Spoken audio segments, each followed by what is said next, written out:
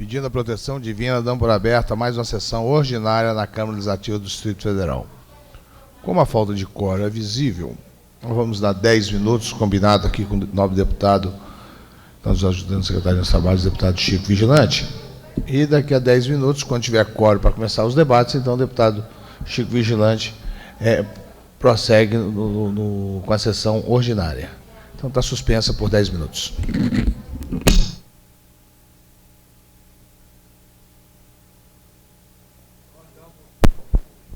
Estamos dando por reaberta a presente sessão, considerando que existe quórum para debate. Concedo a palavra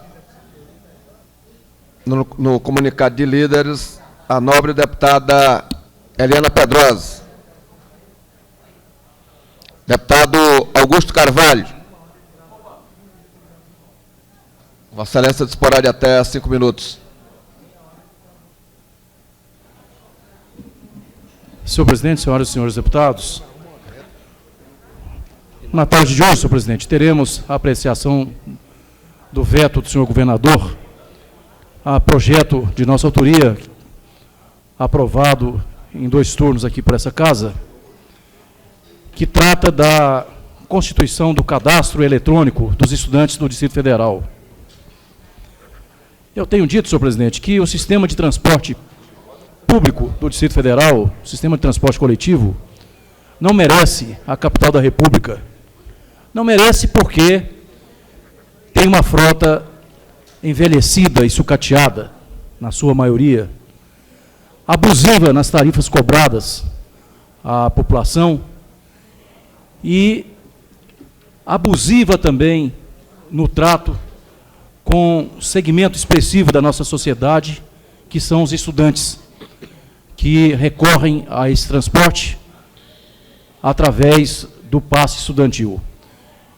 E a televisão, os jornais, já mostraram abundantemente as imagens da humilhação a que são submetidos os estudantes ou pais de alunos que são obrigados a se deslocar das cidades as mais remotas, Santa Maria, Samambaia, para enfrentar uma fila idiota aqui no plano piloto, para renovarem o seu direito ao passe estudantil. Qualquer lugar do mundo, senhor presidente, isso seria uma coisa inaceitável. Em outras cidades já resolveram, com rapidez, com tecnologia, com respeito, principalmente, à comunidade usuária, e citaria Goiânia, a 200 quilômetros de Brasília, Campo Grande, Curitiba, pioneira nesse processo, e Rio de Janeiro. E tantas outras cidades que certamente nós não temos conhecimento, mas têm uma relação muito mais respeitosa com essa comunidade. Por isso, eu, quando propus esse projeto, senhor presidente, nós não tínhamos ainda discutido o projeto que foi objeto de amplo acordo dessa casa, que renovava as permissões das empresas que operam com o transporte coletivo no Distrito Federal. Alguém aqui contestou esse projeto, alegando que teria havido um acordo pelo qual nada se faria a respeito de transporte coletivo, se não fosse com ampla oitiva dos empresários, enfim.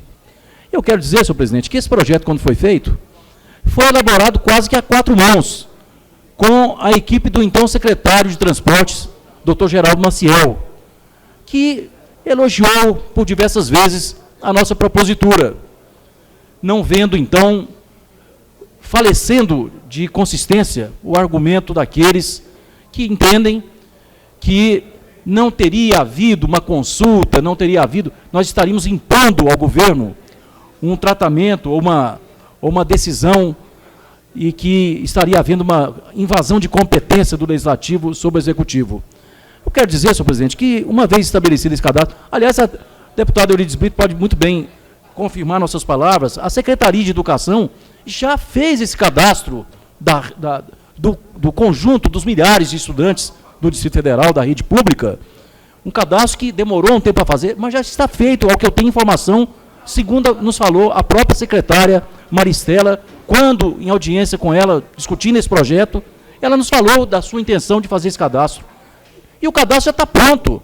É só fazer falar o sistema da Secretaria de Educação com o sistema de transporte, ou da Secretaria de Transportes, ou do departamento encarregado de transportes, e dando acesso online às empresas para poder fazer a atualização permanente desse cadastro. O fato é que precisa obrigar o empresariado avaro, irracional, né, e que humilha o nosso estudantado a se modernizar. Não é possível que a capital digital do país tenha de ficar com essa barbárie, convivendo com essas filas estúpidas, como insisto em dizer, debaixo de sol, muitas vezes, debaixo de chuva, as pessoas se deslocando para ir procurar um papelzinho, né, que dá direito a esse desconto para os estudantes. Aliás, papel esse, senhor presidente, que vem sendo objeto de ações da polícia em razão da verdadeira moeda paralela em que se converteu o chamado passe estudantil, vale transporte, enfim, há uma moeda paralela hoje circulando no Distrito Federal. E esse cartão eletrônico certamente vai por fim a ação de inescrupulosos que procuram tirar proveito das necessidades das pessoas, trocando, cambiando esse papel, esse passe, né, por outros tipos de produtos. Então, eu gostaria de fazer um apelo à consciência democrática e à visão de modernidade, que tenho certeza todos os nossos pares partilham conosco, para que nós possamos hoje, sem nenhuma intenção de confrontar o governo, nós queremos é que haja um upgrade, que haja um avanço rumo aos tempos modernos de um sistema que hoje não pode mais ser tolerado aqui na capital da República. Por isso eu peço aos nobres pares apoio para que possamos derrubar esse veto, para que essa lei ajude a que se construa um novo sistema de transporte público e tendo o respeito como fundamental, como fundamento dessa modernização. Deputado Augusto, me permite uma parte?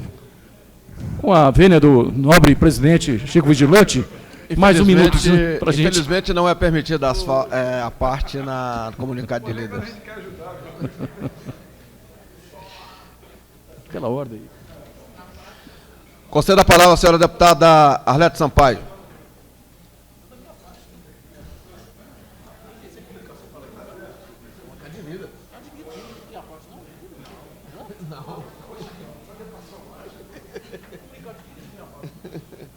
Ô Fábio, você não quer usar a liderança do PFL? Não, tá querendo não ver. Senhor presidente, senhores parlamentares, senhoras e senhores, em primeiro lugar, eu gostaria de informar que estivemos hoje, diversos parlamentares da nossa bancada, presentes ao lançamento do Fórum do Distrito Federal de Enfrentamento da Exploração Sexual de Crianças e Adolescentes. Lançamento esse que se deu às 10 horas, no auditório Tancredo Neves, do Ministério da Justiça. Essa foi uma iniciativa de diversas entidades da sociedade civil e contou com a presença do secretário executivo da Secretaria de Direitos Humanos da Presidência da República, doutor Mário Mamed, da deputada federal Maria do Rosário, do deputado federal da Paraíba, e diversos outros que lá estiveram para debater o tema, já que foram também participantes da CPMI, que analisou o problema a nível de todo o país. Segundo lugar, senhor presidente, eu gostaria de comentar a matéria veiculada hoje no Jornal de Brasília, na coluna Carlos Honorato, que dá conta do debate que aqui fizemos ontem, por conta do Dia do Médico, quando nós falávamos que, naquela data, do ponto de vista de condição de trabalho, nada tínhamos a comemorar, em razão do fato de essa data estar sendo realizada justamente no momento das maiores crises do sistema público de saúde do Distrito Federal. Eu quero reiterar essas informações e, nesse sentido, dizer que encaminhei ao senhor secretário da Saúde um pedido de informações justamente para que ele possa dar a sua versão oficial de quanto realmente foi executado orçamentariamente da Secretaria de Saúde, para que se verifique se os dados que eu aqui mencionei, se são ou não verdadeiros, porque o são. Somente na cabeça alucinada de alguém que acha que é o rei da verdade é que pode haver uma distorção de dados, de fatos, que são comprovados por dados oficiais do próprio governo. Somente na mente de algum megalômano é que se pode achar que a gente vive um quadro satisfatório na saúde pública do Distrito Federal. Esse é o grande problema do secretário da Saúde. Ele gosta de falar de planos que um dia serão realizados. Mas ele se esquece de dizer a real situação, porque como vivem as pessoas do Distrito Federal que precisam da assistência pública de saúde e que não estão sendo atendidos.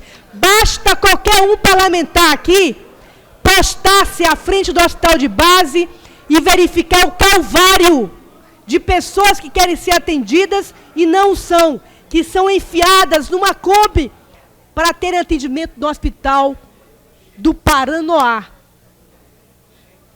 É muito curioso o que está acontecendo hoje na saúde pública do Distrito Federal. Também encaminhei um requerimento de informação para que o secretário nos diga o que ele está fazendo para cumprir resolução do Tribunal de Contas da União, que dá conta que até junho deste ano a Secretaria de Saúde não está cumprindo o determinado pela emenda 29, que foi aprovada no Congresso Nacional, de recursos que deverão ser carreados para a saúde pública do Distrito Federal. Então, eu espero, em breve, poder comunicar aos senhores parlamentares as respostas oficiais desses dois requerimentos, para que todos vocês, principalmente aqueles que são da base do governo, possam perceber que à frente da Secretaria de Saúde do Distrito Federal encontra-se um médico, um secretário, que não está falando a verdade quando diz que está tudo bem, perfeito, e que os médicos têm muito a comemorar do ponto de vista de condições do trabalho no Distrito Federal. Lamentavelmente, esta não é a realidade que todos os médicos, enfermeiros, auxiliares, todos os profissionais de saúde enfrentam hoje no Distrito Federal. Muito menos essa é a verdade para milhares de pessoas que precisam do sistema público de saúde e que não têm atendidas as suas necessidades nesse sistema público de saúde. Essa é a verdade que nós temos que lamentar enormemente. Por último, eu quero me referir aqui à fala do deputado Augusto Carvalho, dizer que eu também considero inadmissível o calvário que os jovens estudantes do Distrito Federal têm que fazer para comprar um passe estudantil. É um absurdo submeter essas pessoas, ou seus familiares, às filas para adquirir um passe estudantil, coisa que deveria ser priorizada pelo governo para ajudar esses estudantes a terem acesso às escolas.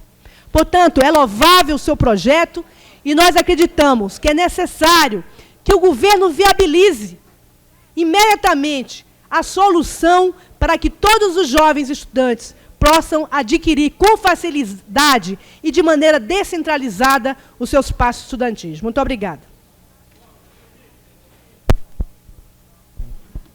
Concedo a palavra ao senhor deputado Peniel Pacheco.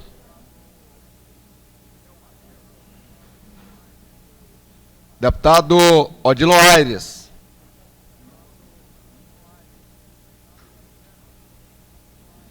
Deputado Brunelli.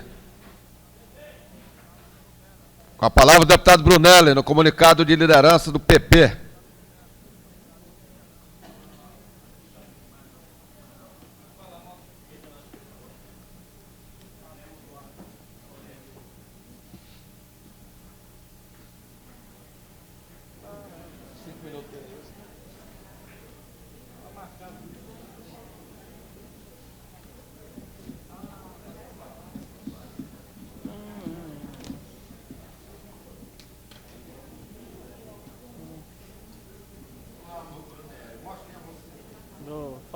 falar hoje.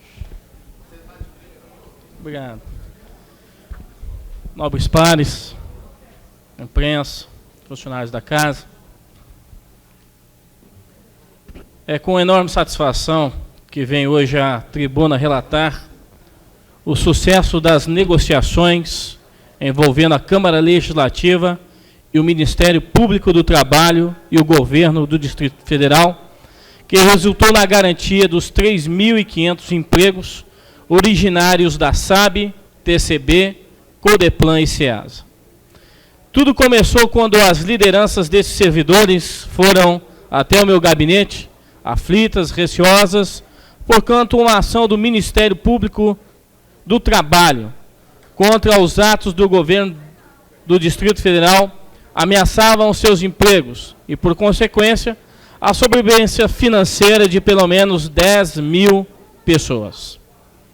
O Ministério Público do Trabalho entendeu que a existência de 111 servidores da antiga TCB, transferidos para os órgãos da administração direta, mas sem terem prestado concurso público, configuravam em desrespeito à Constituição de 1988 e deveriam, em razão disso, serem demitidos.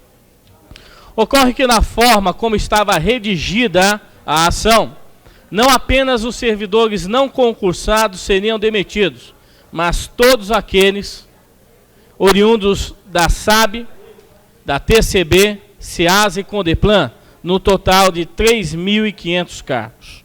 Desde o primeiro momento, quando fui informado da situação pelas lideranças sindicais daquelas empresas, entendi que a causa era muito justa e de nítido caráter social.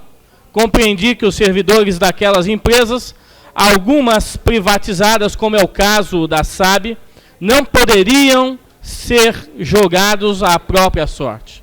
O assunto é complexo, mas pediria alguns minutos da preciosa atenção dos senhores parlamentares, principalmente os nossos amigos aí, deputado Arlete Sampaio, Chico Floresta, para que possam entender o processo em seus detalhes. O Ministério Público do Trabalho arguiu a inconstitucionalidade das leis 2681, de 15 de janeiro de 2001, e 2989, de 11 de junho de 2002, aprovadas por essa Casa. Esses diplomas legais garantiram os empregos dos servidores das empresas em fase de liquidação, reestruturação ou extinção no âmbito do Distrito Federal. Na administração, então, do governador Cristóvão Buarque, o que aconteceu foi que os referidos 111 servidores remanescentes da antiga TCB foram transferidos para os órgãos da administração direta do governo do Distrito Federal. Mas esses funcionários não haviam prestado concurso público e gerou a ação de inconstitucionalidade do Ministério Público.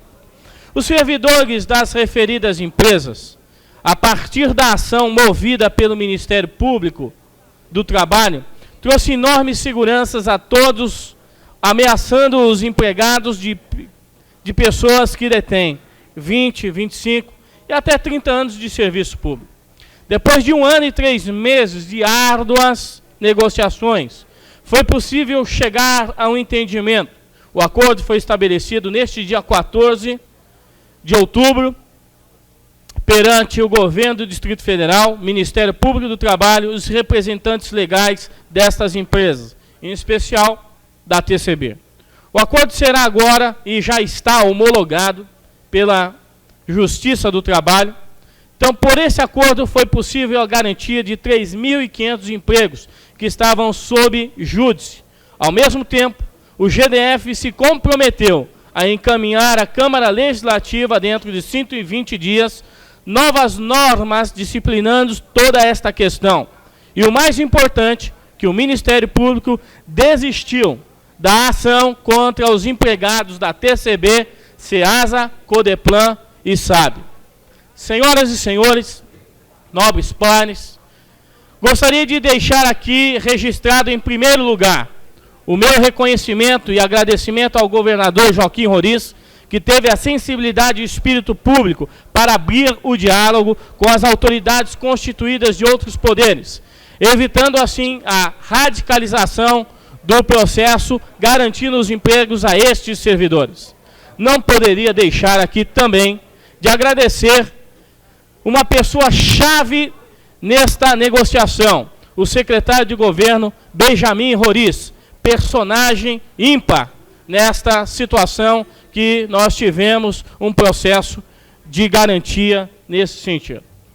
Ele colocou todo o peso da sua experiência administrativa e o faro político em favor de uma solução de consenso para essa questão. Aqui na Câmara Legislativa encontrei um amparo e a boa vontade do presidente Benício Tavares, do secretário José Flávio e ainda da líder de governo, deputada Anilcéia Machado. Gostaria de um pouquinho de mais tempo, senhor presidente. Minuto, Vossa Excelência. Nos momentos em que o processo de negociação estava emperrado e as possibilidades de acordo se tornavam remotas, deputada Anilcéia Machado se mostrou sensível à causa, nos ajudando na reabertura de canais de negociação dentro da estrutura burocrática do governo. O que importa em todo esse processo de negociação, nobres pares, é uma época onde a abertura de novos postos de trabalho tem sido uma tarefa árdua dos homens públicos. Porém, não poderíamos aceitar passivamente a pura e simples demissão de servidores. A economia brasileira precisa criar cada vez mais novas oportunidades de trabalho para jovens e velhos. Só assim a concentração de renda e os baixos salários, por consequência, a violência urbana, a miséria, irão paulatinamente se tornando coisas do passado dramático e distante. Antes de encerrar as minhas palavras, não poderia deixar de mencionar a luta do trabalho dos líderes sindicais da SAB, SEASA, TCB e CODEPLAN, como representantes legítimos dessa categoria de 3.500 funcionários dessa companhia que souberam entender a dramaticidade do problema, que souberam também, sem demagogia, lutarem como nunca pela preservação dos seus empregos e de seus filiados. Fica aqui, meus amigos, nobres pares, uma lição de vida. Somente através do diálogo e da negociação conseguiremos avançar objetivos e metas.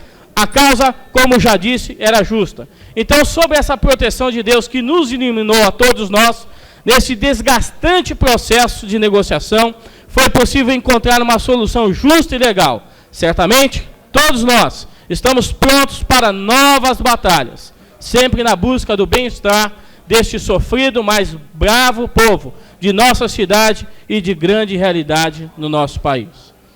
Senhor presidente, só desfechando, nós sabemos como foi importante essa luta.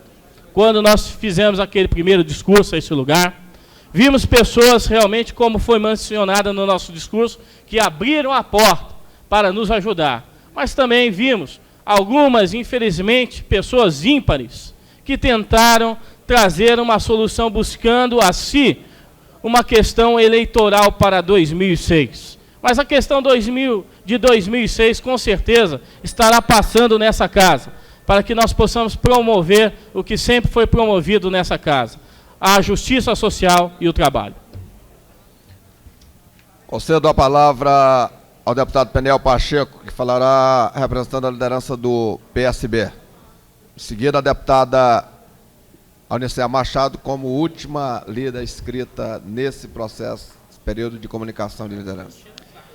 Senhor presidente dessa sessão, deputado Chico Vigilante, inicialmente eu desejo agradecer a Vossa Excelência por me permitir fazer uso da palavra, mesmo no momento inicial, quando fui chamado, eu não me encontrava ainda em plenário, mas quero agradecer a Vossa Excelência. Senhor presidente, senhoras e senhores deputados, eu quero registrar com muita alegria, nesse momento comunicado de líderes, os 16 anos de fundação do Sindicato dos Funcionários Integrantes da Carreira Auditoria Tributária do Distrito Federal, o SINAFIT. Esse sindicato foi criado, senhor presidente, em 18 de abril de 88, para dar voz e vez política e também sindical, evidentemente, aos auditores técnicos e fiscais tributários da Secretaria de Fazenda.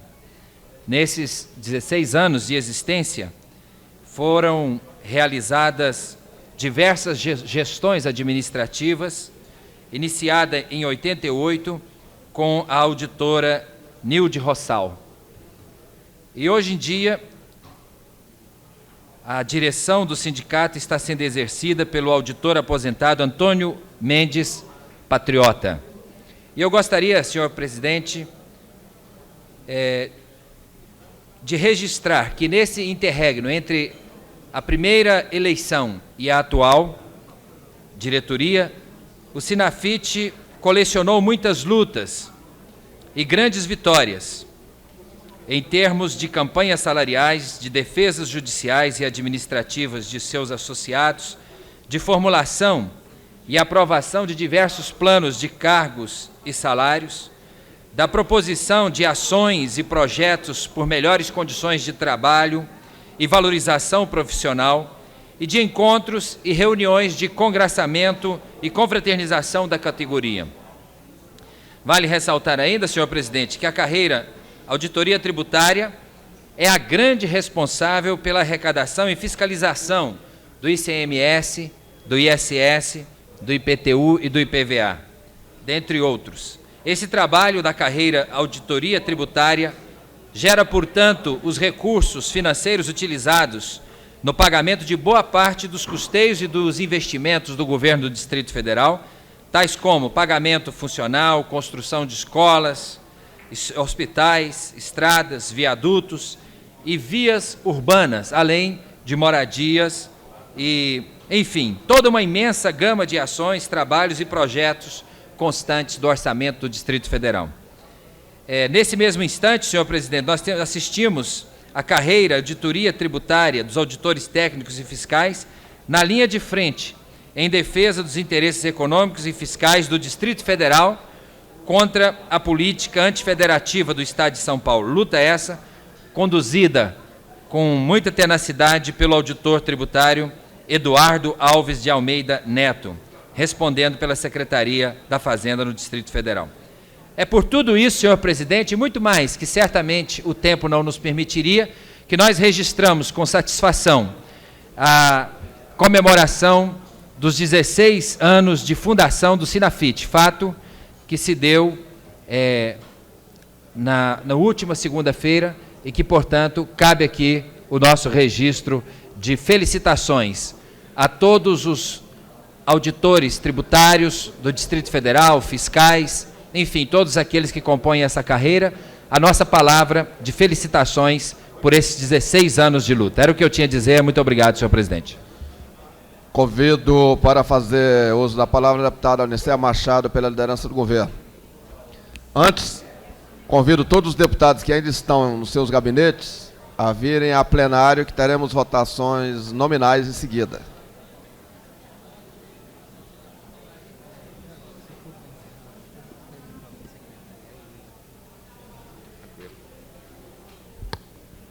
Senhor presidente, senhoras e senhores deputados, senhores e senhoras da imprensa, público aqui presente, demais servidores desta casa. Eu, em primeiro lugar, quero parabenizar o deputado Brunelli e até agradecê-lo pela referência que fez quando do trato da causa dos servidores à nossa pessoa. Quero dizer que nós o acompanhamos na qualidade de líder com o compromisso do cargo e por entendermos também que ele empunhou essa bandeira e trabalhou incansavelmente até alcançar êxito na proposta de solução para o problema que afligia tanto os servidores da SAB como da SEASA, TCB e CODEPLAN. Então, eu acredito que o empenho do governo do Distrito Federal naturalmente se deu, mas o deputado Brunelli teve um papel fundamental no sentido de acompanhar o processo, de ter naturalmente buscado o entendimento com as partes. Eu quero parabenizá-lo pelo empenho, pela vitória aí alcançada junto com os servidores. Não poderia também deixar aqui de fazer referência ao trabalho que vem sendo desenvolvido no âmbito da Secretaria de Administração quanto ao recadastramento dos servidores inativos. Nós tivemos a oportunidade de assistir, acredito que todos os senhores e as senhoras conheçam, a proposta de servidores daquela secretaria estarem indo pessoalmente em visitação àqueles que estão incapacitados, impossibilitados de alcançarem um posto de atendimento para fazerem, assim, o seu recadastramento. É uma medida a que cabe todo e qualquer elogio da nossa parte, da população, e nós não poderíamos deixar aqui de trazer os nossos parabéns à secretária Maria Cecília, que, com proposta como essa, vem modernizando o serviço e vem contribuindo para a qualidade de vida do servidor público do Distrito Federal.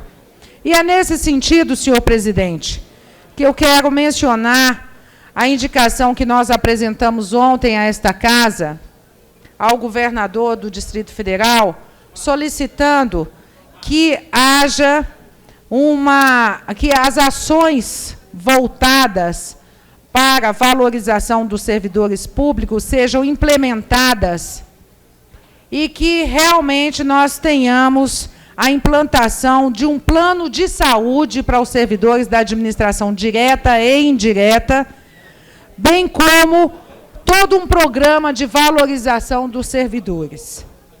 É necessário que haja uma revisão dos valores pagos hoje como auxílio creche, que nós temos uma diferença, o governo federal e outras instâncias dos outros poderes pagam um valor bem maior do que o governo do Distrito Federal. E nós sabemos do compromisso do governador com o servidor público. Estamos aproximando o dia do servidor público, que é agora, o próximo dia 28 de outubro. E não poderíamos deixar de homenagear a essa classe que é tão importante para a população como servidor público do Distrito Federal. Então, está posta a nossa contribuição para que o governo possa implementar essas ações o mais rápido possível, no sentido de contemplar os servidores.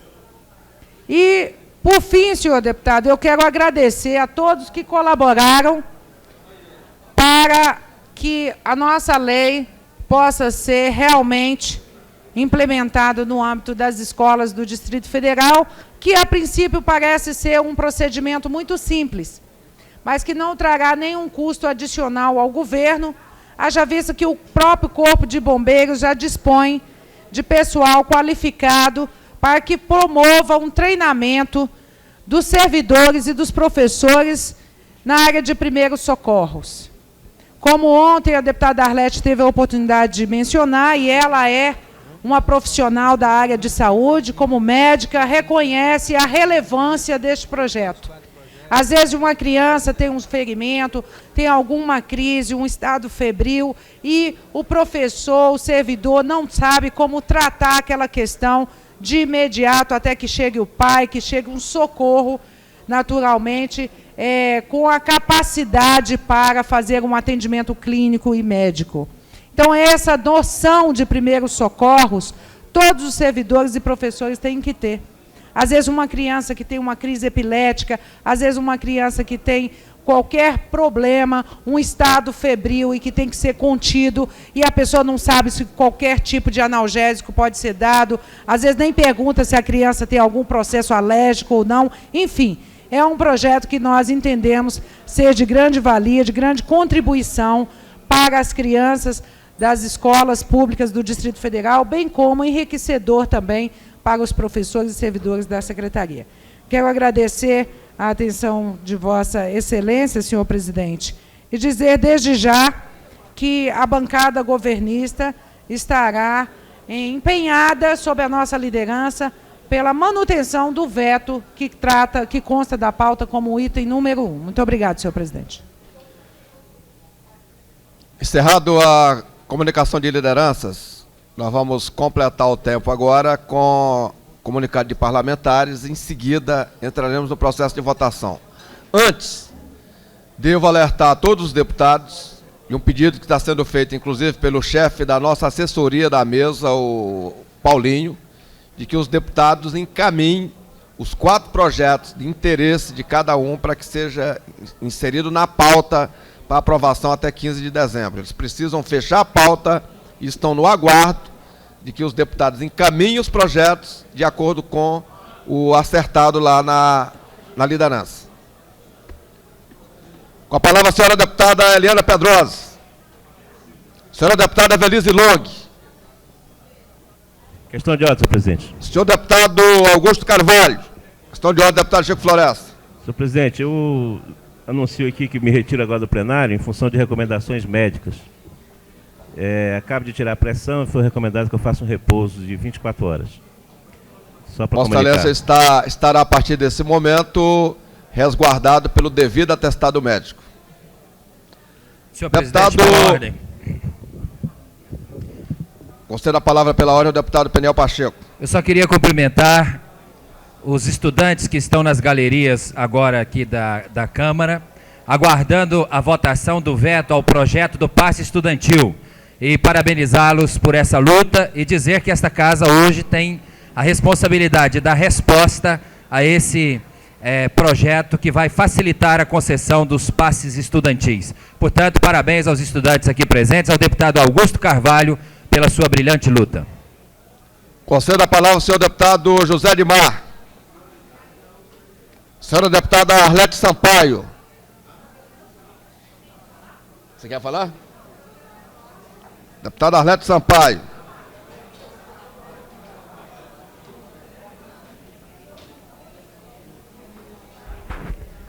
Eu quero só rapidamente comentar um item que foi falado pela líder do governo, Nicéia Machado. Sem dúvida alguma, em todas as pautas de negociações de servidores do Distrito Federal, existe uma reivindicação: plano de saúde para os servidores. Eu, historicamente, tenho combatido essa reivindicação, porque eu aposto no SUS. Eu acredito que o SUS precisa ser de tão boa qualidade que nós não precisemos de plano de saúde, a não ser aqueles que queiram pagar por fora, ter o seu próprio médico, ir a hospitais particulares. Mas, se nós generalizarmos para os servidores públicos plano de saúde, nós estamos reforçando de maneira cabal o sistema privado de saúde.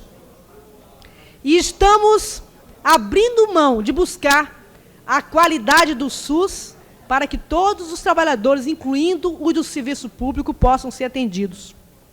É o reconhecimento de que há uma crise e que os servidores reivindicam, não porque talvez não se sintam em condições de verdadeiramente chegar a construir um sistema de saúde capaz de atendê-los de maneira digna. Essa é a razão porque todos os servidores, em suas reivindicações, em seu plano de negociação, colocam essa questão em discussão. Eu creio que nós precisaríamos fazer uma profunda discussão sobre a construção do SUS no Distrito Federal. Porque está sendo desmontado o SUS no Distrito Federal a cada dia subterraneamente. Principalmente no que diz respeito ao atendimento de alta complexidade, que vem sendo sistematicamente terceirizado no Distrito Federal. Então, aos poucos, chega-se a uma situação em que o SUS será o sistema dos pobres. E o setor privado, com toda a sua qualificação, atenderá aos servidores públicos e àqueles que podem pagar pela saúde. Eu acho uma inversão total daquilo que porque nós lutamos para que o Brasil se dotasse de um sistema único de saúde, para que o Brasil tivesse uma lei orgânica da saúde. É uma inversão total. Eu só quero registrar esse fato aqui nessa minha intervenção. Muito obrigada. Com a palavra o senhor deputado Chico Leite. Deputado Peniel Pacheco. Deputado Fábio Barcelos. Deputado Aguinaldo de Jesus. Vossa Excelência disporá de até 5 minutos.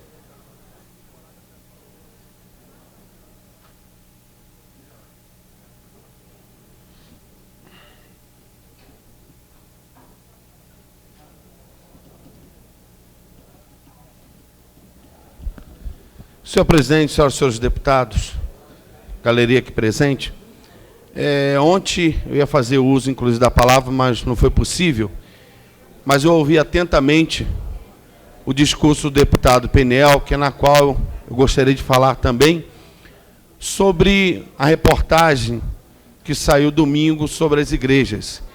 Inclusive, incluíram a Igreja Universal do Reino de Deus, mas eu acredito que o repórter que incluiu a Igreja Universal do Reino de Deus não conhece o trabalho da igreja, até porque nós podemos aceitar todas as pessoas dentro da igreja, mas não quer dizer que elas ficarão da mesma forma que elas entraram, até porque nós estamos fazendo um trabalho para resgatar essas pessoas que estão na vida errada, senhor presidente, na bebedice, levar elas a perder esse hábito.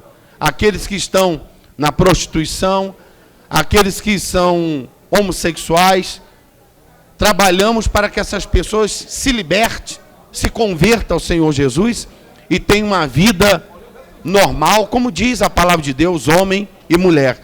Agora, deputado Peniel, dizer que as igrejas estão liberais, em que cada um faz o que bem entende dentro das igrejas, não é verdade, até porque nos meus cultos eu sou muito enfático, até porque a Bíblia é contra o homossexualismo, aqueles que têm um vício de bebida, que são alcoólatras, esses não terão a salvação, é o que a gente explica dentro da igreja.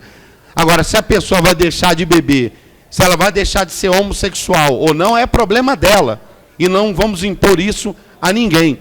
Agora, equiparar igrejas com igrejas, se há igrejas que trabalham dessa forma, é problema deles, que eles prestam conta, deputado Peniel, com Deus, porque estão pregando algo contrário à palavra de Deus, que a palavra de Deus, ela está ali para ensinarmos as pessoas a mudarem a vida que elas levam nesse mundo.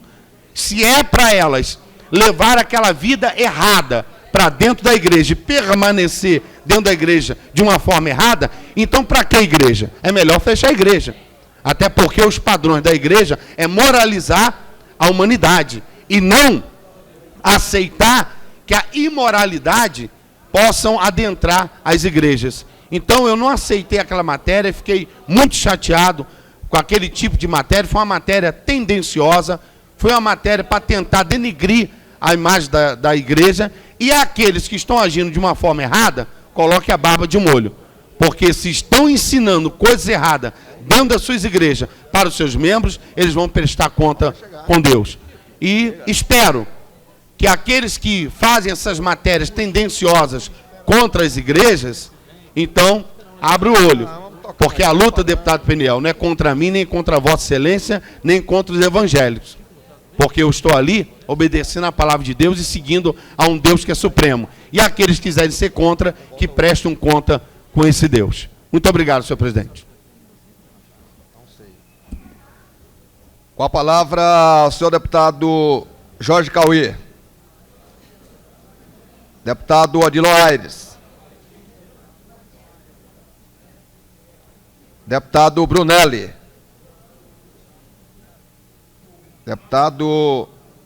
Deputada Auniceia Machado. Excelência, gostaria de falar novamente? Está com a palavra. Eu quero, senhor presidente, senhores deputados, eu quero apenas dizer, em relação ao que disse aqui a deputada Arlete, quanto aos planos de saúde para os servidores públicos. Ela realmente faz uma alerta e uma observação sobre a necessidade de melhorarmos o sistema SUS. Eu acredito que esse seja um desafio não só para o Distrito Federal, mas para todo o país. nós temos aqui na capital do país a área de saúde, nós sabemos que há uma sobrecarga muito grande, nós fazemos o atendimento de todo o entorno, bem como de pessoas de outros estados, e naturalmente essa sobrecarga faz com que o nosso serviço, embora de boa qualidade, ele venha estar sendo comprometido quanto ao tempo que se demora para fazer um atendimento, para marcação de uma consulta, para um procedimento cirúrgico e tudo mais. Tudo isso se dá pela sobrecarga que nós temos.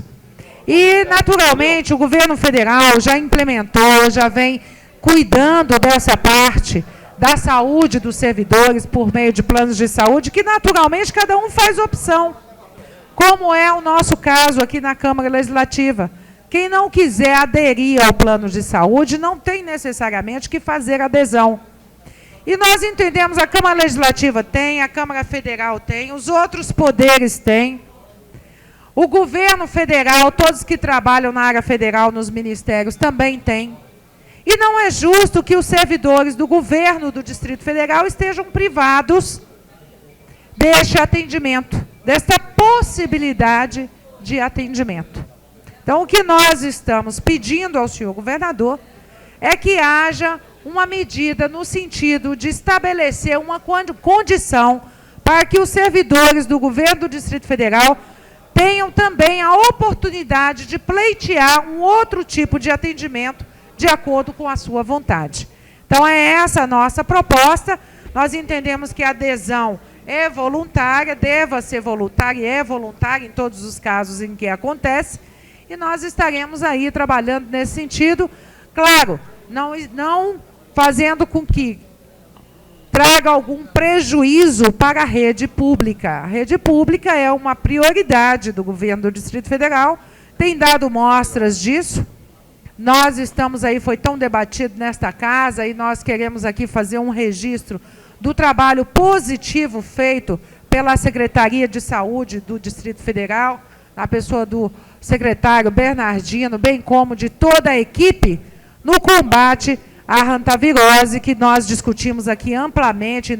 Esta casa se envolveu num processo de discussão no sentido de buscar realmente um combate mais eficaz, mais efetivo. E o governo já havia adotado essa medida, e junto com esta casa nós temos agora dias mais tranquilos. Anteontem, o governador teve a oportunidade de inaugurar uma ampliação e uma melhoria no serviço do Agarram. Enfim, nós estamos com a área de saúde avançando e não podemos deixar também de fazer referência ao apoio que estamos recebendo do governo federal. O governo federal tem sido presente nas questões de saúde e segurança no Distrito Federal. Eu já vi a série de convênios que foram firmados entre o Ministério da Justiça e o governo do Distrito Federal no Palácio do Buriti, na segunda-feira, com a presença, inclusive, do ministro, que se fez em solenidade lá no Palácio do Buriti. Portanto, eu acredito que a implementação de um plano de saúde para os servidores públicos, os servidores do Distrito Federal, seja da administração direta e indireta, é um dever, é um débito que nós temos para com essa categoria, para com essas pessoas que realmente precisam. Muito obrigado, senhor presidente. Concedo a palavra à senhora deputada Eurídice Brito. Vossa Excelência disporá de até 5 minutos.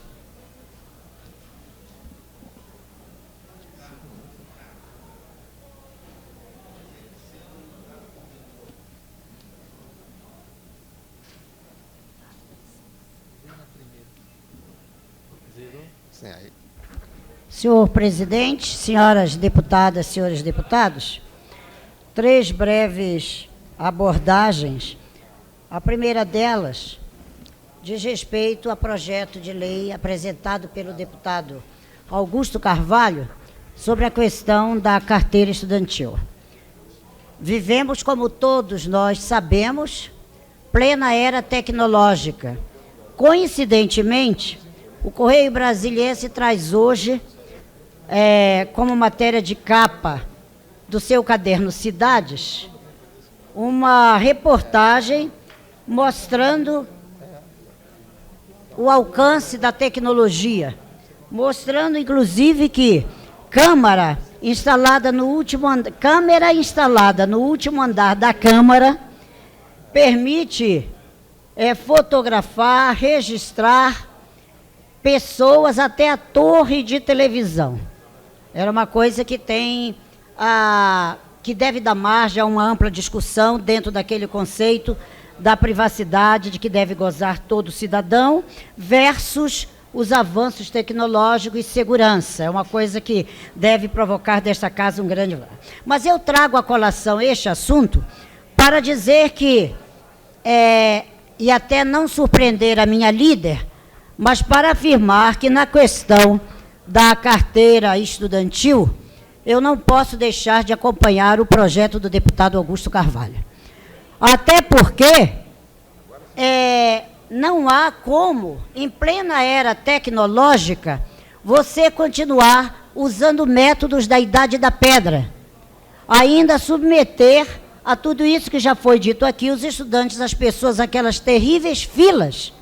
E se o pressuposto fosse o de custos, não teríamos ontem, com a concordância também de maioria de parlamentares, derrubado outros projetos quando a argumentação era a de custos. No caso específico da carteira estudantil, esses custos não serão sequer bancados pelo governo, mas sim por fundos específicos que rolam nessa questão da carteira estudantil. Então, eu, como dentro da minha autenticidade, para não surpreender amanhã, ou depois de uma votação, quem votou, quem não votou, eu quero dizer que eu vou acompanhar o deputado Augusto Carvalho, votando, portanto, neste caso, pela derrubada do veto e pela modernização e humanização deste problema da carteira estudantil. Eu não poderia deixar de fazer aqui este registro. O segundo registro, senhor presidente, em exercício... Senhora deputada, eu peço só um segundo a Vossa Excelência, que eu devo passar a presidência novamente ao deputado Gingagelo, que tinha de fazer um lanche, e eu fiquei aqui guardando a presidência. E conduziu muito bem a sessão, sem dúvida alguma. O segundo registro diz respeito a uma questão da nossa Comissão de Educação e Saúde, que havíamos programado para essa próxima sexta-feira uma audiência pública para ver se encontrávamos uma forma de conciliação entre a Universidade de Brasília, por sua Faculdade de Educação, e a Secretaria de Educação, no que diz respeito à continuidade do curso Professor Nota 10, ou o Programa de Pedagogia para as Séries Iniciais, o PIE, como é intitulado na UNB. E eu tenho o prazer de dizer que não há mais necessidade, deputada Arlete Sampaio, de fazermos audiência pública, porque depois de algumas gestões que fizemos junto à reitoria, junto a diferentes órgãos, eu gostaria de dizer que chegamos a um consenso e as coisas foram resolvidas, havendo, portanto, total dispensa da audiência pública desta sexta-feira. E, por último, mas não menos importante, eu gostaria de registrar que hoje pela manhã, às 10 horas, no Ministério dos Transportes, os governadores do Distrito Federal e de Goiás, respectivamente o governador Roriz e o governador Marcondes Perillo, assinaram com o governo federal, Ministério dos Transportes, acordo para viabilizar o projeto do trem de alta velocidade.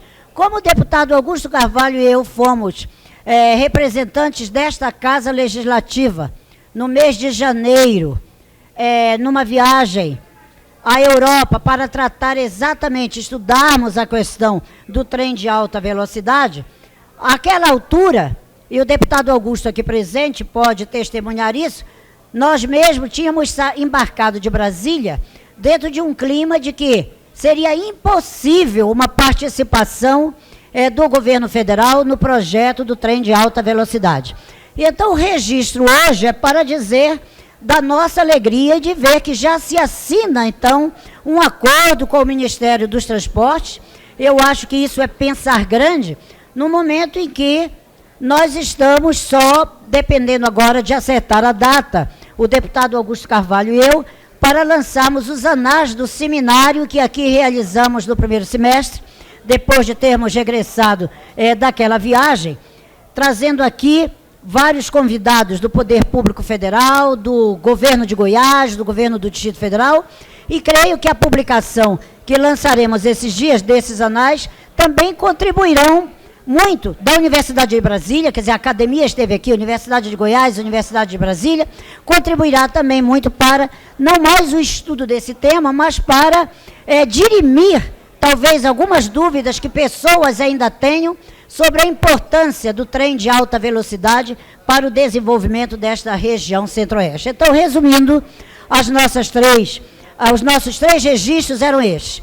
O meu entendimento é de não posso deixar de acompanhar o projeto de lei do deputado Augusto Carvalho, até porque devemos sempre viver respondendo presente ao nosso tempo. Era tecnológica, nós não podemos ir em contra um projeto que moderniza, que humaniza o problema do passe escolar. E o registro, então, da nossa alegria pelo trem de alta velocidade, saber que o governo federal agora já encampa também esta ideia, e a felicidade de vermos que chegou-se a um acordo entre a Universidade de Brasília e Secretaria de Educação do Distrito Federal e prosseguirá tranquilamente o curso Professor Nota 10. Muito obrigada, senhor presidente. Agradeço, o nobre deputado Eurides Brito, e convido o próximo inscrito a fazer uso da palavra, o deputado Wilson Lima. Não se encontra. Convido a fazer uso da palavra o último inscrito, o nobre deputado Chico Vigilante.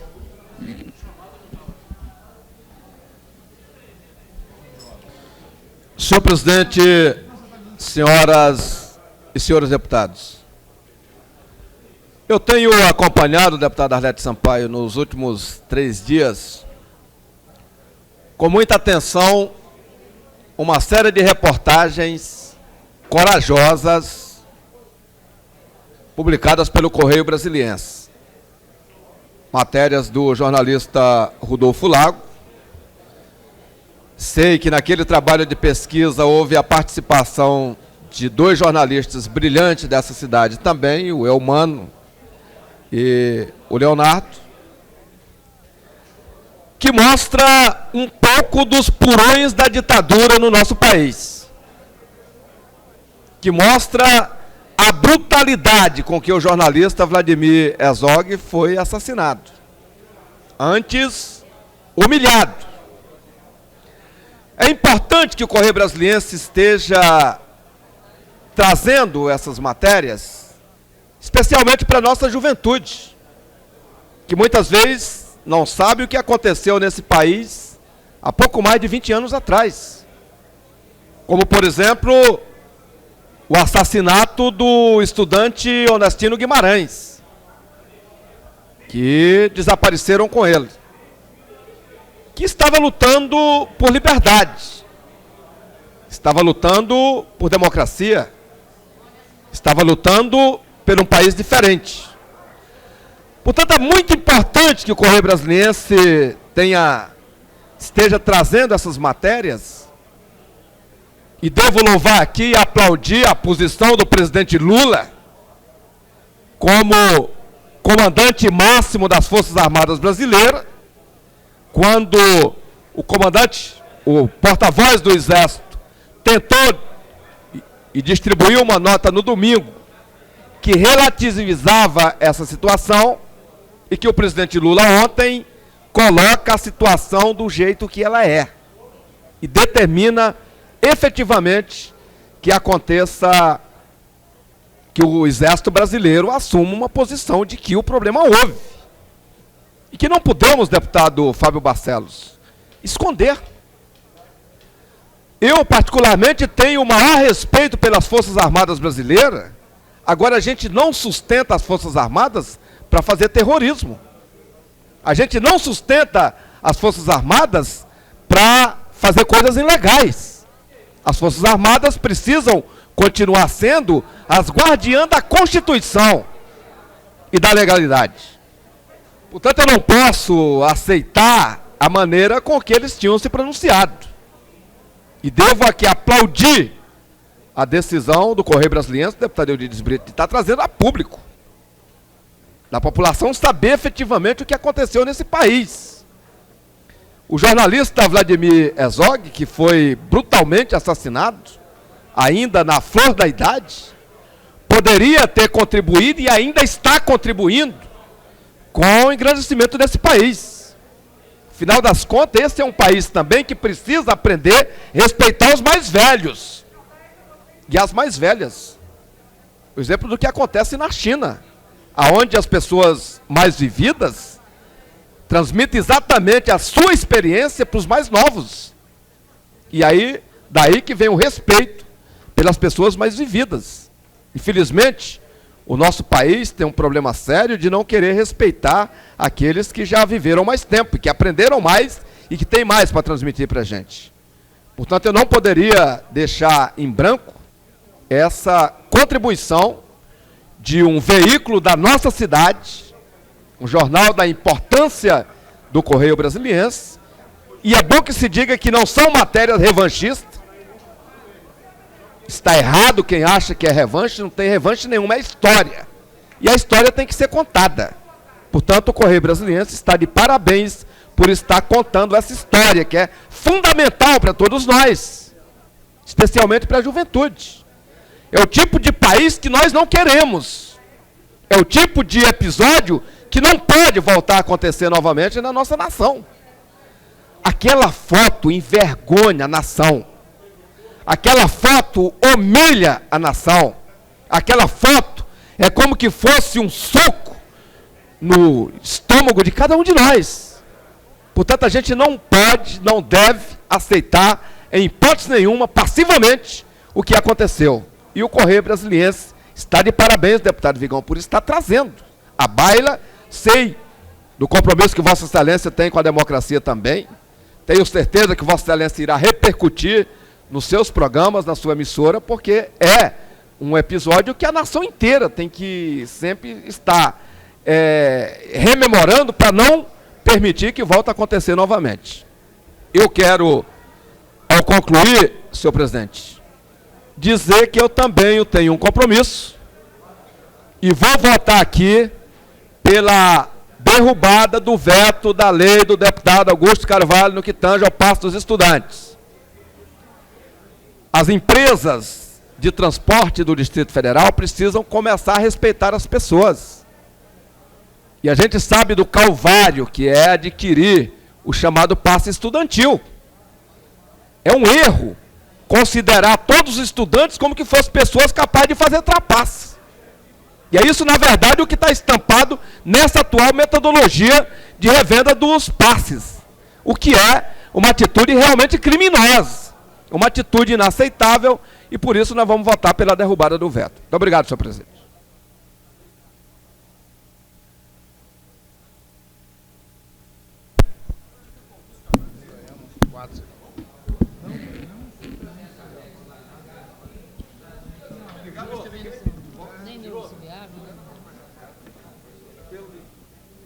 Gostaria de convidar para usar a palavra o último inscrito.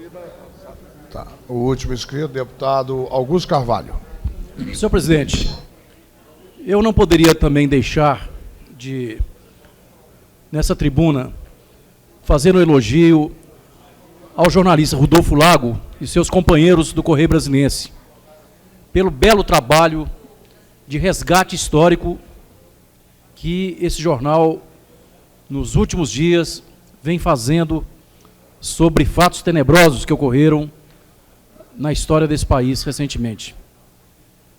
E digo, senhor presidente, na condição de membro do Partido Comunista Brasileiro, na clandestinidade àquela época, e companheiro de Vladimir Herzog e Manuel Fiel Filho, os dois que foram os últimos que repercutiu com mais intensidade, não seriam realmente os últimos, porque vários outros heróis da resistência foram assassinados brutalmente pela ditadura militar.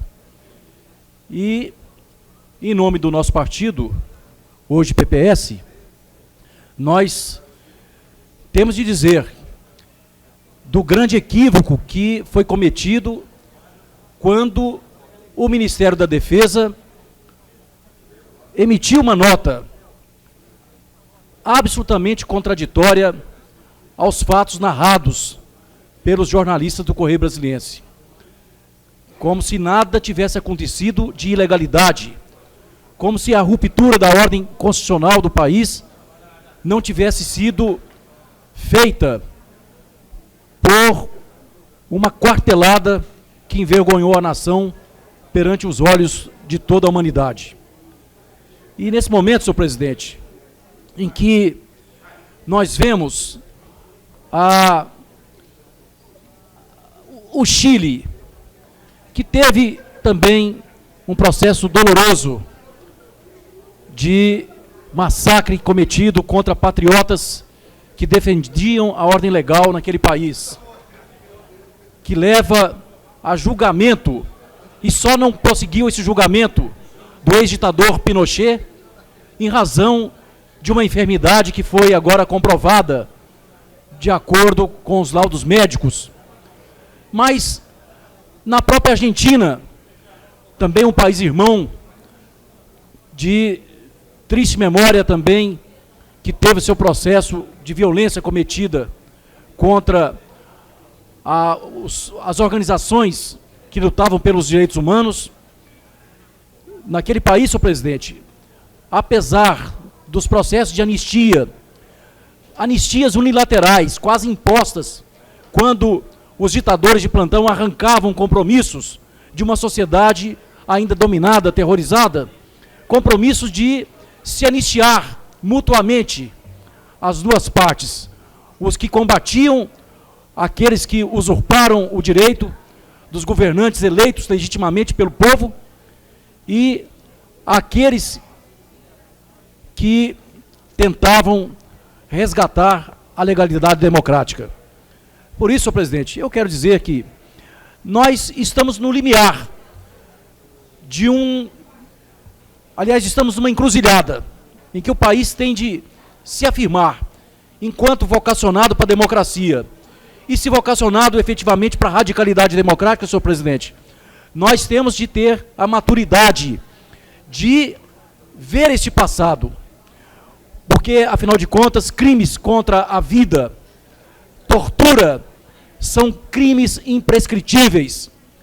E uma anistia bilateral que foi imposta pelos ditadores à ocasião, como se fosse possível anistiar crimes contra a vida, crimes de tortura, hoje qualificado nos foros internacionais como crimes imprescritíveis e sujeitos ao Tribunal Penal Internacional, Tribunal de Haia, nós temos de realmente definirmos se nós vamos compactuar com essas cenas lamentáveis a que aludiu o deputado Chico Vigilante, em que eu faço coro às suas palavras, ou se vamos aprofundar o processo de democratização do país, senhor presidente, levando ao banco dos réus aqueles que cometeram crime de tortura, que não pode ser considerado prescritível. É um crime pelo qual, mais cedo ou mais tarde, no território brasileiro ou em território internacional, os torturadores têm que pagar pelos seus crimes cometidos e que a democracia efetivamente seja uma conquista da nossa sociedade. E quero, por último, elogiar o governo Lula, que, por final, desautorizou a infeliz nota do Ministério da Defesa, né, reconhecendo a necessidade do país fazer essa autocrítica com maturidade e, nos dizeres da palavra, nos dizeres do presidente da Ordem dos Advogados do Brasil, Dr. Busato, nós temos de demonstrar ao mundo a nossa maturidade, a nossa vocação inquestionável para o mundo democrático. Muito obrigado.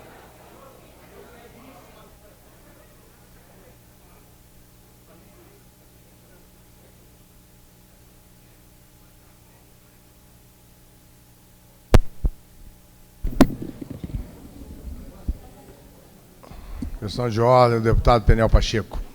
Senhor presidente, eu só quero fazer um registro rápido, quero chamar a atenção dos nobres colegas dessa casa para a matéria que está aqui no Correio Brasiliense. Eu ainda não tinha não tive a oportunidade de ver antes, mas quero chamar a atenção dos deputados.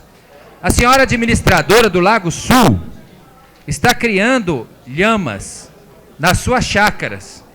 Uma chácara que tem aqui no Lago Sul, onde ela cria nada menos do que animais que pesam até 140 quilos e atingem 1,40 m. E, segundo a matéria, ela estaria criando aqui filhotes, são no total 7 lhamas. Pois é, eu queria saber, senhor presidente, que ela é tão rigorosa de não permitir funcionar uma creche para crianças no Lago Sul, sob a alegação de que as crianças talvez sejam inoportunas naquela área. E agora ela cria ali um verdadeiro zoológico de lhamas, com 7 animais que são, até certo ponto, não têm adaptação natural ao solo do Planalto Central, porque são animais de regiões altas, elevadas, com temperaturas frias, e normalmente esses animais requerem um ambiente adequado para que possam ali procriar e etc.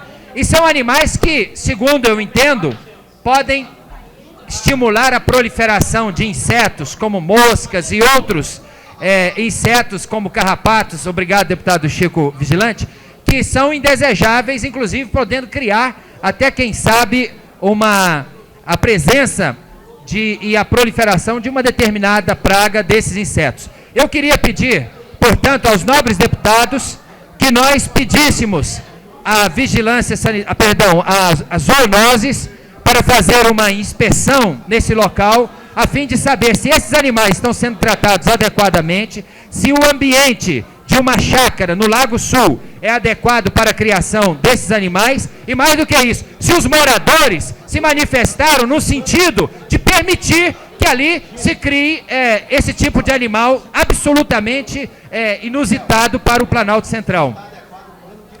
E convém, diz aqui alguns deputados mencionando, temos que saber se o plano de planejamento e de ocupação do solo permite também que um terreno de uma chácara seja transformado num local para a criação de animais. Eu realmente lamento que essa senhora tenha uma postura tão radical quando se trata de verificar, por exemplo, funcionamento de creches, funcionamento do comércio autorizado pela vizinhança, e ela, desculpa a expressão, na maior cara de pau, cria 7 lhamas na sua chácara e acha isso a coisa mais linda do mundo. Eu acho um despropósito, senhor presidente, eu acho um despropósito.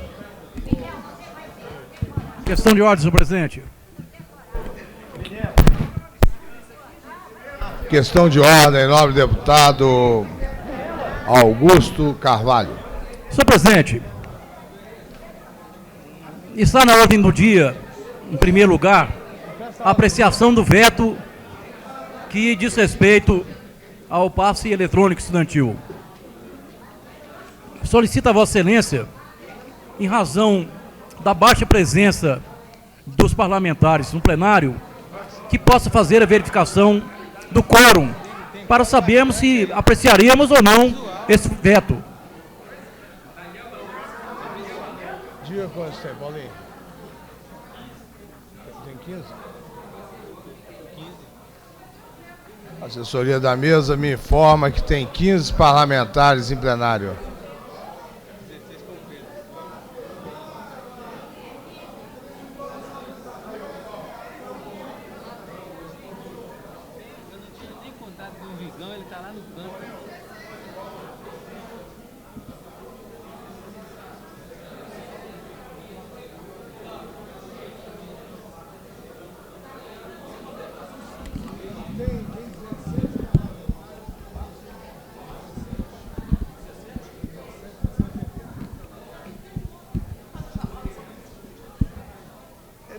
Tem 17. Tem 17. Deputado Augusto Carvalho, tem 17 parlamentares em plenário.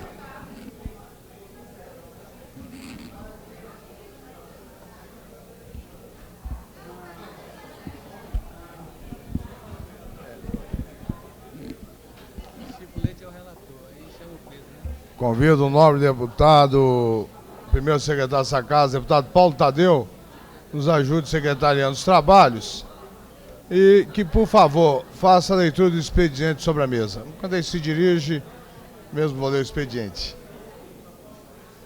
Terceira Secretaria, Diretoria Legislativa, Divisão de Taquigrafia, Apoio Plenário, Setor de Tramitação, Ata Súmula. Segunda Sessão Legislativa da 4ª Legislatura, ata sucinta da 91ª Sessão Ordinária, 19 de outubro de 1904. Submeto para a aprovação de plenário. Está aprovado em plenário. Com 18 parlamentares. Requerimento de autoria do deputado Chico Floresta. Indicação do deputado Chico Floresta. Indicação autor Chico Floresta. Convido novamente o primeiro secretário, deputado Paulo Tadeu, para que venha. Não, é só estou lendo, vai esperando. Convido o novo deputado Chico Vigilante para nos ajudar a Secretaria dos Trabalhos.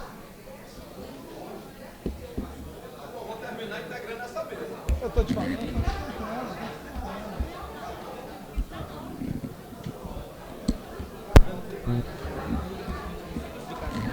Dando continuidade à leitura, indicação do deputado Chico Floresta, sugere ao secretário de Infraestrutura e Obras a urbanização da praça que menciona.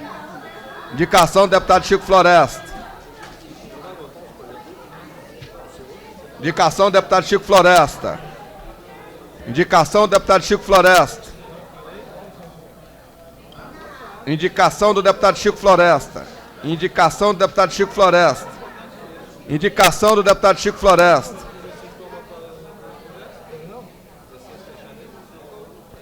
Indicação do deputado Chico Floresta. Indicação do deputado Chico Floresta. Indicação do deputado Chico Floresta. Indicação do deputado Chico Floresta. Indicação do deputado Chico Floresta. Indicação do deputado Chico Floresta.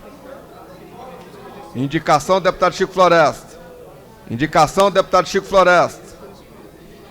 Moção do deputado Chico Leite. Apresenta moção de aplauso à Associação dos Praças das Forças Armadas. Indicação do deputado Chico Leite. Ratificando, não era o deputado Chico Floresta, deputado Chico Leite. Terminamos? Presidente, terminamos aqui.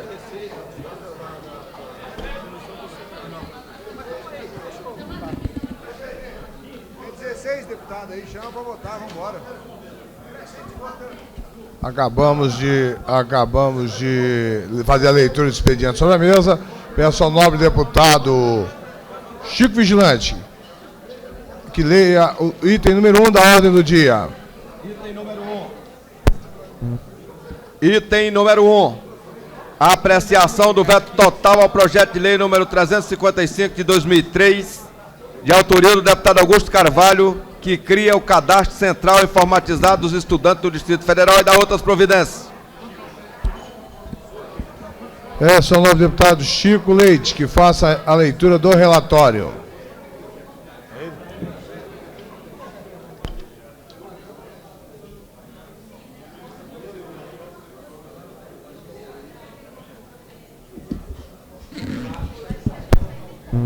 Deputado Chico Leite, fazer a leitura do relatório.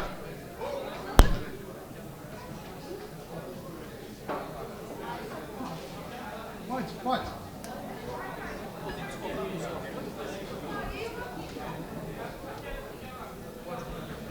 Senhor presidente.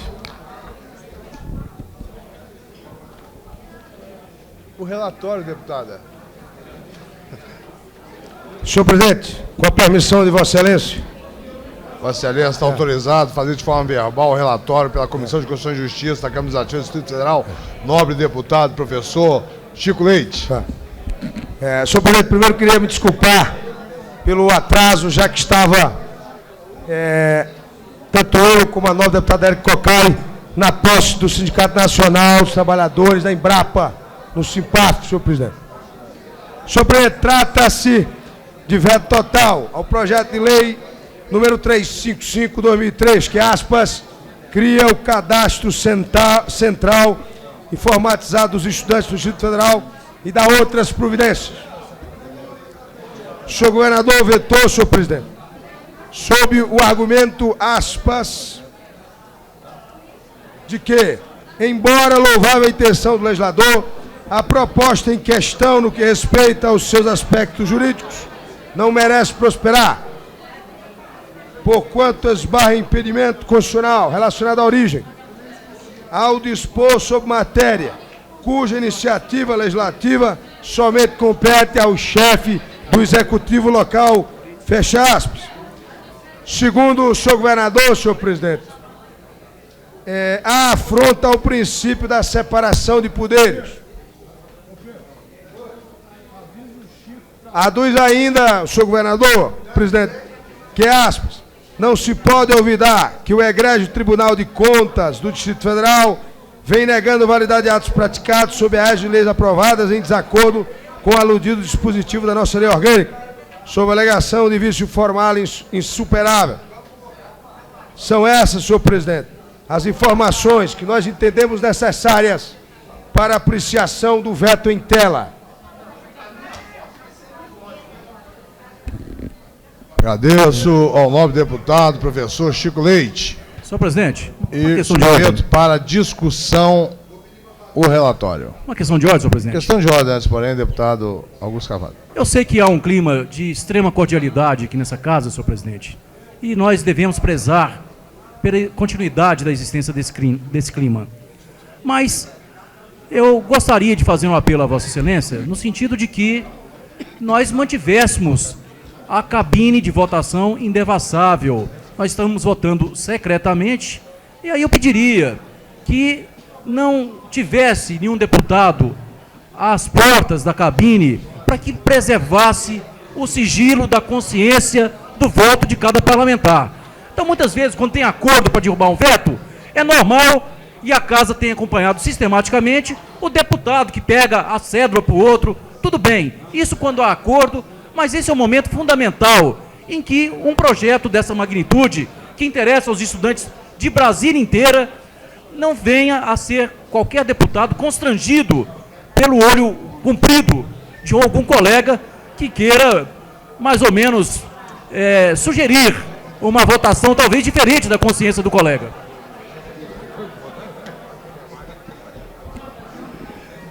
Continua em discussão. Nobre deputada Arlete Sampaio. Eu não entendo, senhor presidente, toda vez que tem nessa casa algum projeto que toca a questão de transporte, há uma resistência enorme de progredirmos. Eu quero dizer que esse projeto do deputado Augusto Carvalho é extremamente correto e necessário, porque não podemos mais permitir o descaso que há do sistema de transporte, os concessionários, com os estudantes do nosso Distrito Federal. Eu quero fazer um apelo aos deputados dessa casa para que nós possamos dar aqui um voto pela cidadania, um voto pela juventude, que nós possamos todos, independente de partido político, derrubar esse veto, para que o governo do Distrito Federal crie as condições de atender satisfatoriamente todos os estudantes que precisam adquirir passes estudantis. Portanto, a nossa posição é pela derrubada do voto, mas não basta que nós sejamos pela derrubada do veto. É fundamental que os outros parlamentares reflitam no seu voto e que possam contribuir para essa conquista de todos os estudantes brasilienses. E eu desejo que cada deputado vote com a sua consciência e vote pelos estudantes do Distrito Federal. Continua a discussão. Nós vamos em que discutir em votação. Votação pelo processo secreto, conforme pedido do novo deputado Augusto Carvalho, que a cabine seja conduzida parlamentar a parlamentar. Eu peço ao deputado Chico Vigilante que faça a chamada na ordem alfabética dos senhores parlamentares para fazer o processo de votação. Votação pelo processo secreto. Os deputados que votarem em si estarão concordando e mantendo o veto. Os deputados que votarem não estarão discordando. Deputado Chico Vigilante, Vossa Excelência está com a palavra, pois a partir desse momento estamos em processo de votação. Deputado Aguinaldo de Jesus. Presente e votando. Deputada Anilcéia Machado. Presente, votando. Deputada Arlete Sampaio. Presente, votando. Deputado Augusto Carvalho. Presente, votando. Deputado Brunelli. Presente, votando. Deputado Chico Floresta, ausente, para tratamento de saúde. Deputado Chico Leite. Presente, votando. Deputado Chico Vigilante, presente, votando.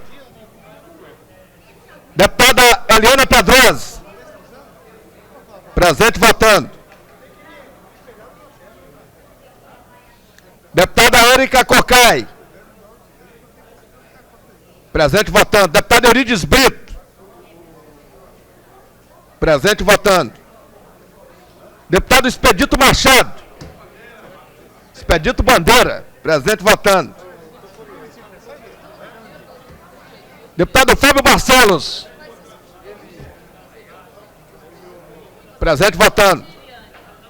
Deputado Giagelo. Presente, votando. Deputado Evelise Long, presente, votando. Deputado Jorge Cauí, ausente para tratamento de saúde. Deputado José Dimar, presente, votando. Deputado Odilon Aires, presente, votando. Deputado Paulo Tadeu, presente, votando. Deputado Pedro Passos. Pedro Passos, presente, votando. Deputado Peniel Pacheco, presente, votando. Deputado Vigão, presente, votando. Deputado Wilson Lima, presente, votando. Deputado Benício Tavares, licenciado.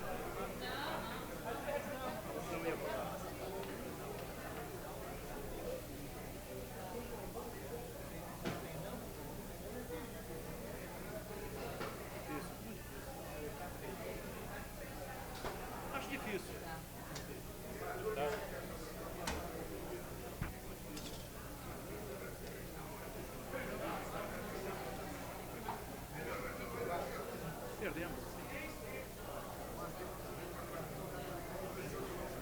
21. 3 a 0.